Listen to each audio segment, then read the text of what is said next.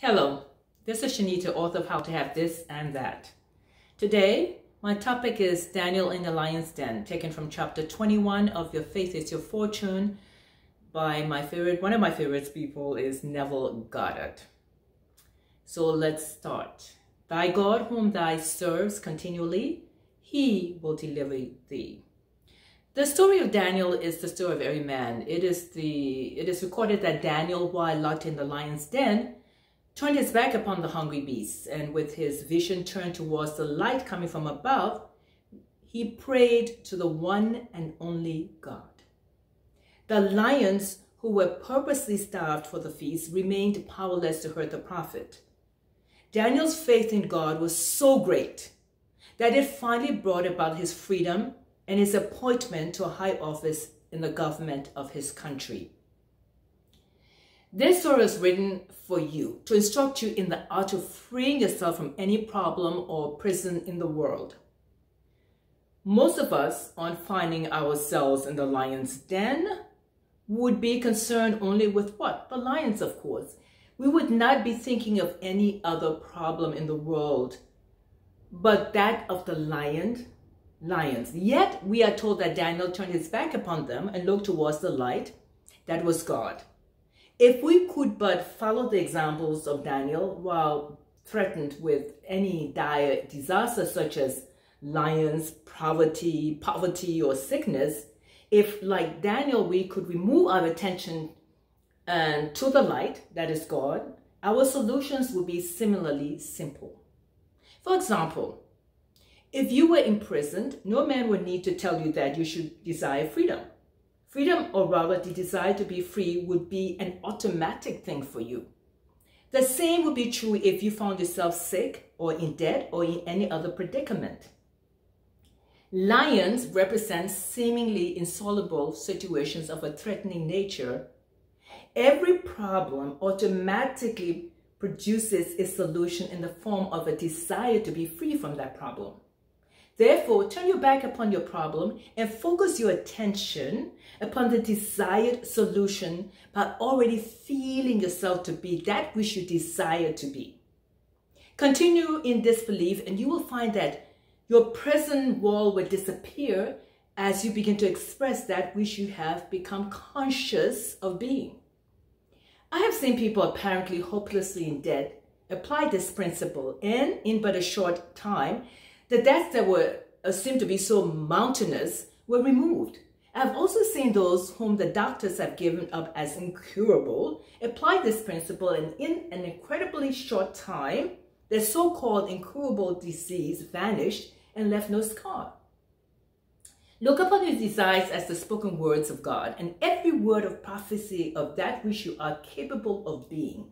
Do not question whether you are worthy or unworthy to realize these desires. Accept them as they come to you. Give thanks for them as though they were already your gifts.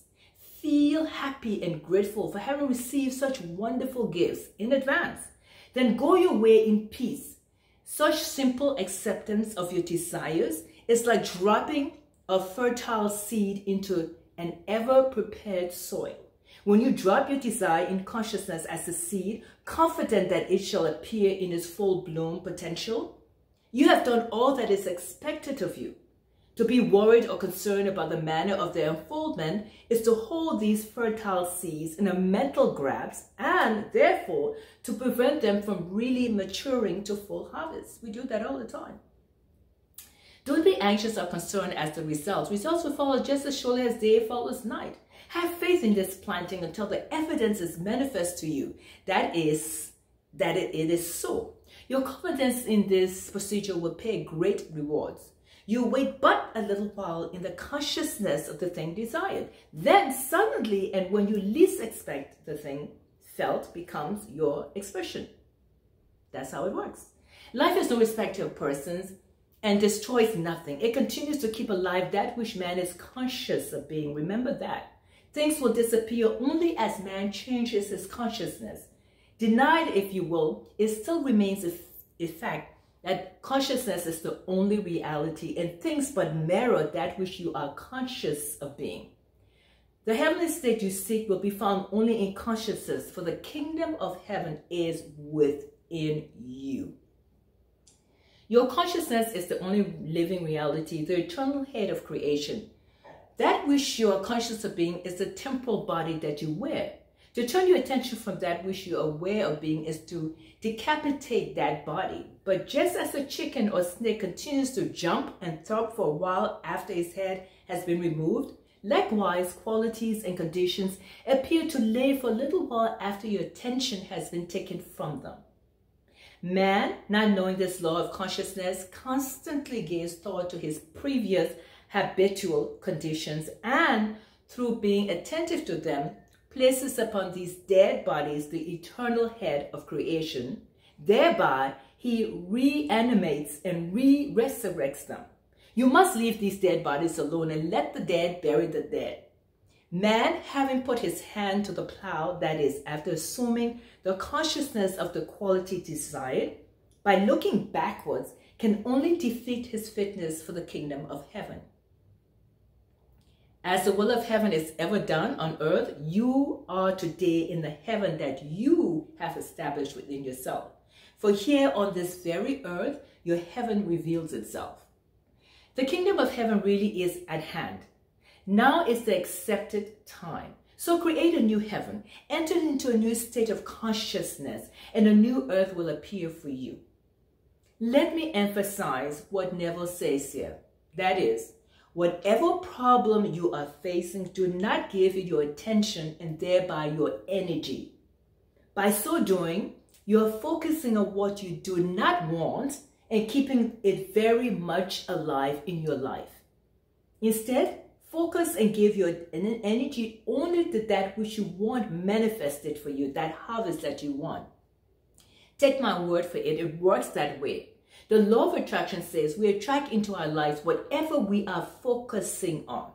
What are you focusing on right now? What are you focusing on? What do you think about the most you bring about in your life? Be awake, aware, and conscious. That is AAC, because when you are, you can consciously imagine the life you desire and direct your thoughts and feelings to that end. Live as if your dreams are already your reality.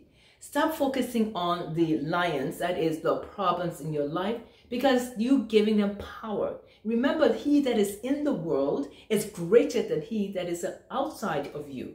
When you consciously connect to the power within you, you will know that all things are possible to you, because all things are possible to God, the power within you. You will know that you can have this and that. Yes, you can. Believe you are born to be healthy, prosperous, and joy-filled, because you are. And this is Chaneta, author How to Have This and That. Hey guys, before you go, this is what I want you to do. Subscribe to my YouTube channel and click like below. Share my videos with others and invite them to subscribe to my YouTube channel below and click like. Thank you for doing that. Yes, you can have this and that. Isn't it wonderful? Yes, it is.